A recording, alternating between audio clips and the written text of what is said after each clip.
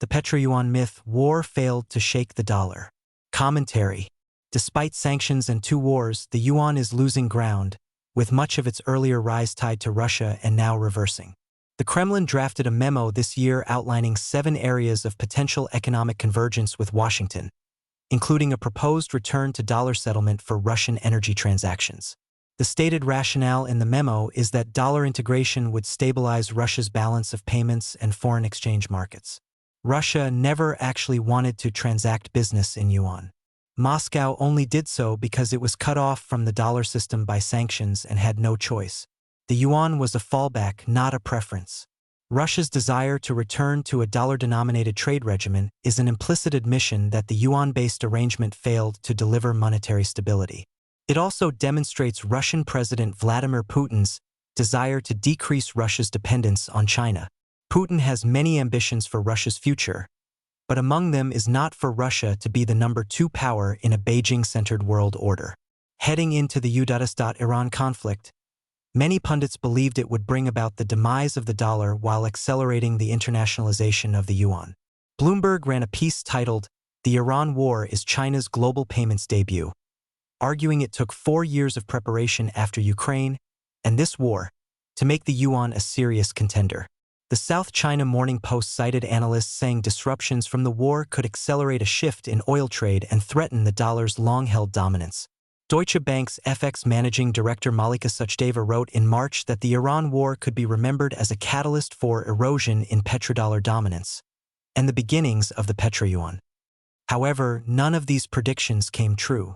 In fact, the Iranian embassy in Zimbabwe posted that it was time to add the Petroyuan to the global oil market, and Iran demanded that tankers be allowed passage only if trade was denominated in yuan.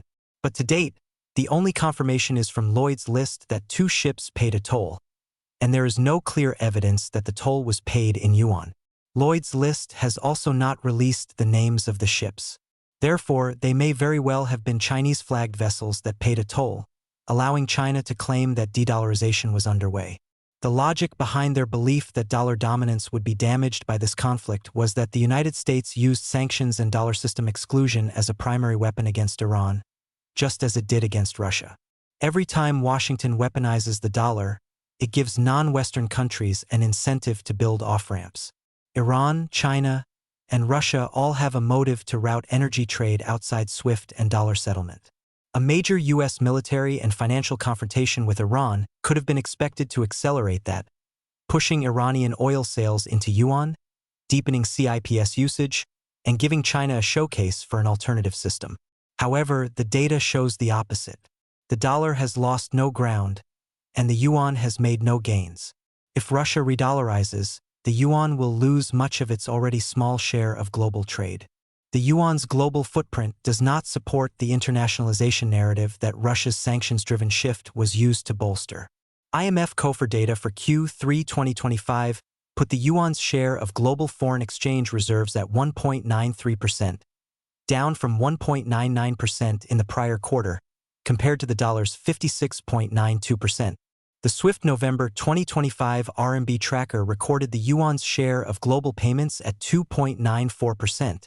falling to 2.71% in February 2026. Between 2020 and 2024, the yuan's share of global trade settlement roughly doubled, rising from around 2% to a peak of 4.7%, according to SWIFT RMB tracker data. That headline gain drove widespread claims that the yuan was displacing the dollar as the world's trading currency. The reality is more complicated. To understand how much of that gain was genuine organic growth versus a single sanctions-driven relationship, it is possible to estimate the dollar amounts involved. Global merchandise trade ran from approximately $17.6 trillion in 2020 to $24.4 trillion in 2024, meaning total yuan-settled trade grew from roughly $350 billion to $1.15 trillion, an increase of approximately $800 billion. Over the same period, Russia-China bilateral trade grew from around $117 billion to $245 billion, with yuan settlement going from near zero before the 2022 invasion of Ukraine to roughly 60% of bilateral trade by 2024, a gain of approximately $145 billion in yuan-settled flows. That one corridor, therefore, accounts for an estimated 15 to 20% of the entire global increase in yuan trade settlement. If Russia shifts back to the dollar, the yuan will lose part of its current 2.71% share of global trade settlement. In short, the yuan is not gaining internationalization, the dollar is not losing ground, and even two parallel wars, one in Ukraine and one in Iran, have not been sufficient to accelerate the yuan's adoption as an international trade currency.